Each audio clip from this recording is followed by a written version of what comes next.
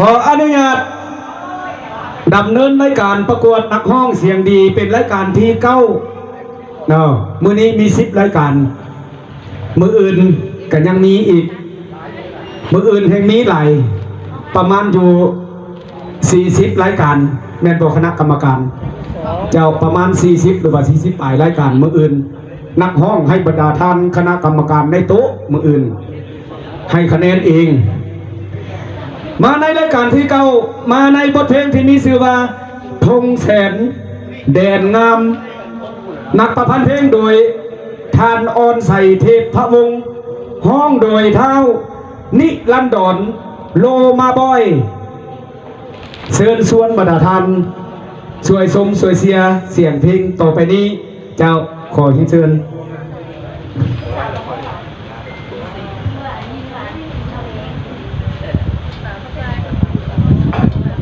สบายดีหลานซื้อเท้านิรันดรโลมาบ่อยหลานมาในวันนี้หลานจะมาห้องเพลงที่มีชื่อว่าทุ่งแสนแดนงามขอซื้อท่านอาจารย์กรรมการทุกท่านรับชมและรับฟังใด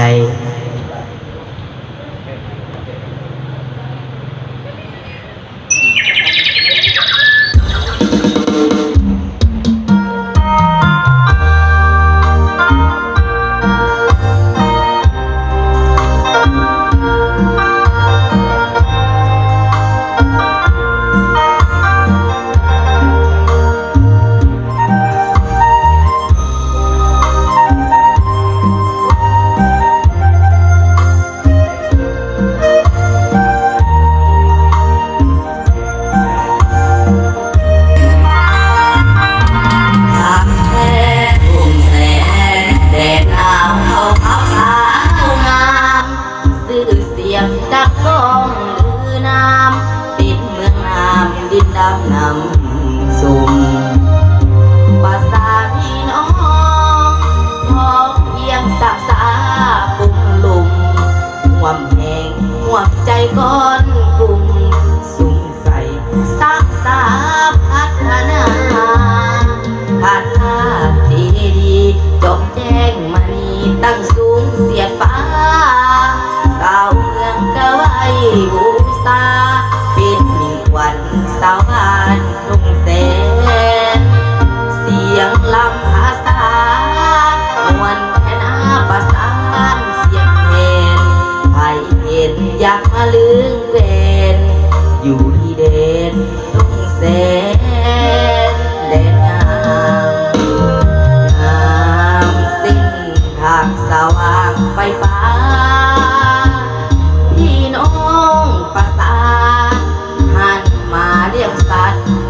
ฟังนำกะตะใสยามแรงสายอยู่สุดบัง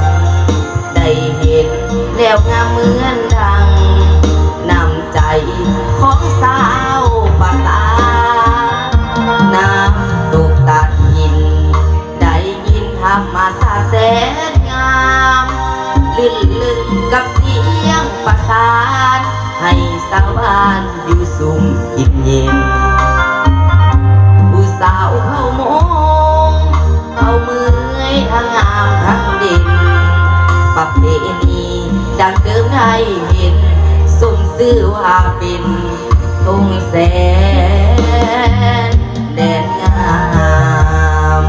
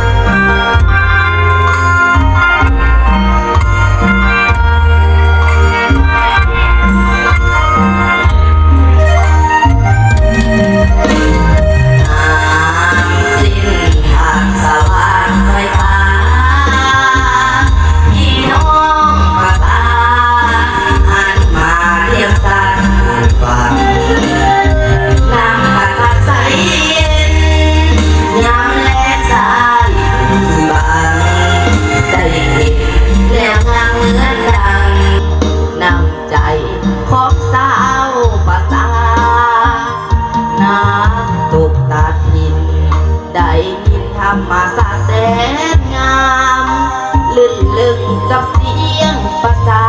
นให้สวรรค์อยู่สุมกินเย็นผู้สาวเผามอ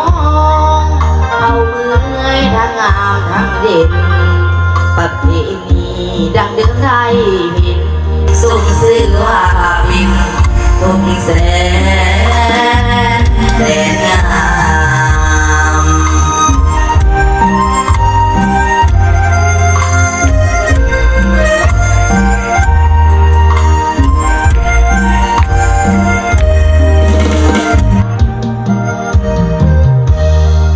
ขอขอบใจ